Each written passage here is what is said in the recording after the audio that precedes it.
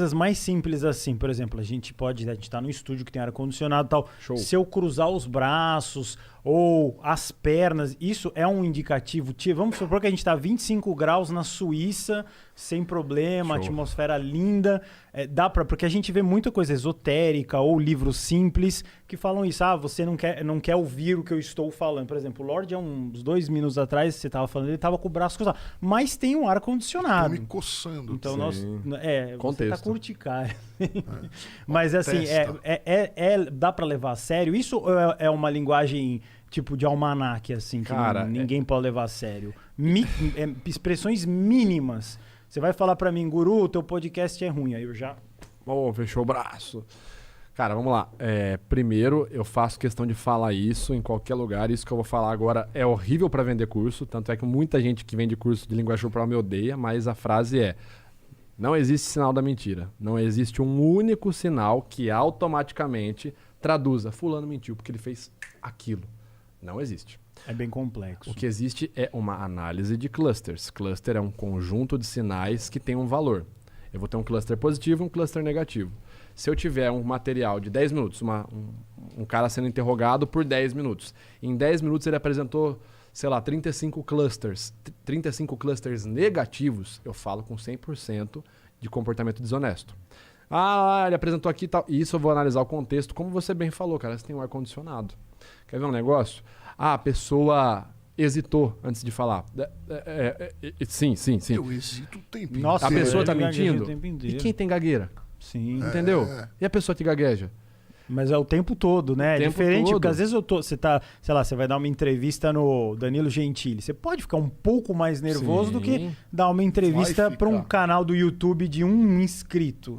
Aí você vai começar a falar, ninguém tá vendo mesmo, tiriri, tororó.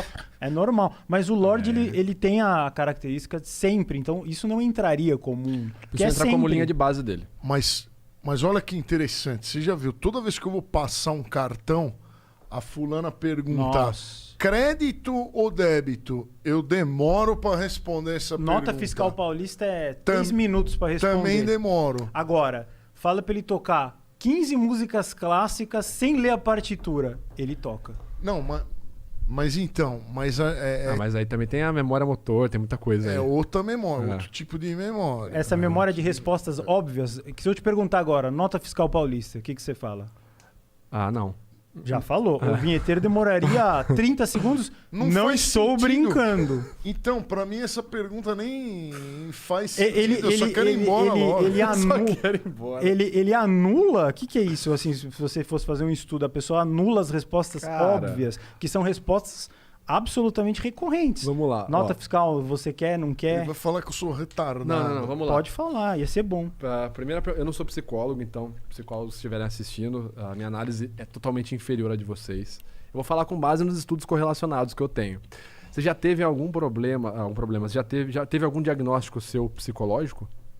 Que eu saiba, não. Fui no psiquiatra uma vez, foi o dinheiro mais mal gasto da minha mãe me fez ir no psiquiatra. Quantos anos você tinha? Não, faz uns 2 anos atrás. Que eu tava dormindo mal. Aí o cara me levou 400 conto, aquele filho da puta. Não xinga, eu não me esqueci, não, viu? Eu não vou falar teu nome. Aí depois tive que ir lá de novo. Depois que eu fiz a polissonografia, eu fui lá de novo. Me levou mais 400. Aquele filho de uma quenga. Você ainda vai me devolver esse dinheiro aí de alguma outra forma. Ó, que é isso? É verdade essa história. Ele não tá zoando, não. Cara, vamos lá. Calma. Fala. Como que é o seu ouvido absoluto? Eu não tenho ouvido absoluto. Não tem ouvido absoluto? Não. Beleza. Você toca só um instrumento musical? Direito, só não, mas tem facilidade pra tocar qualquer coisa. Outros mais ou menos. Mas consegue, se você pegar um... Como que é aquele lá que bate, cara? Toca. Bateria, xilofone, bateria. Então o que pode ser, ok? Pode ser que você tenha um desenvolvimento motor muito maior no seu cérebro, anatomicamente falando, do que uma região voltada para memórias de longo prazo, entendeu? Pelo contrário, as suas memórias de longo prazo, as suas memórias motoras, elas podem ser mais intrínsecas do que o seu sistema operacional de memória rápido. Parece o cérebro do cara é um computador, né? Sistema operacional de memória rápido. Mas, por exemplo, memória de curto prazo.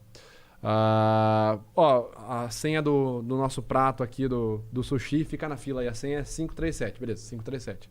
Vai ficar um tempo, eu vou esquecer, porque depois que eu peguei o prato, acabou. É curto prazo, ela tem aquela função específica. Aham. Isso. Talvez você tenha um problema assim, uma dificuldade, uma variação ali na sua interpretação social, ok? Por que eu falo isso? Porque o cérebro, ele, de certa forma, ele é finito em alguns recursos. Então, se eu tenho uma parte mais forte, em teoria, né, o cérebro ele consegue fazer conexões de qualquer forma, mas se eu tenho muita facilidade para uma área, por exemplo, execução musical, se eu tenho uma facilidade motora muito grande, se eu consigo encontrar padrões musicais, eu posso acabar ficando defasado em outras áreas. Você consegue entender? Gasta, então o cérebro gasta. Em teoria. Turma diz que o cérebro é infinito, então é uma mentira isso. O cérebro ele é infinitamente adaptável. Por exemplo, se você perder um membro. Já ouviu falar na síndrome da dor no membro fantasma? Você sente, o cara não existe uma ligação no sistema periférico. Tá sentindo. E com o tempo, o cara começa, por exemplo, sentir nesse braço e irradiar para esse que não existe. Isso chama-se neuroplasticidade. As suas conexões cerebrais, elas vão se moldando, vão se adaptando. É comum. Então, o cérebro ele é infinitamente adaptável, né? Ele consegue se adaptar a N situações diferentes. Agora, o cérebro ele é finito, ele tem uma quantidade de recursos que ele vai gastar. Okay? A gente vai gastar diariamente. O cérebro, pensa assim, ele é a máquina que mais trabalha na empresa. Ele vai ter uma quantidade limitada, por isso que a gente tem atalhos. Quais são os atalhos? Os pré-conceitos, não preconceito. Pré-conceito. Quer ver um pré-conceito?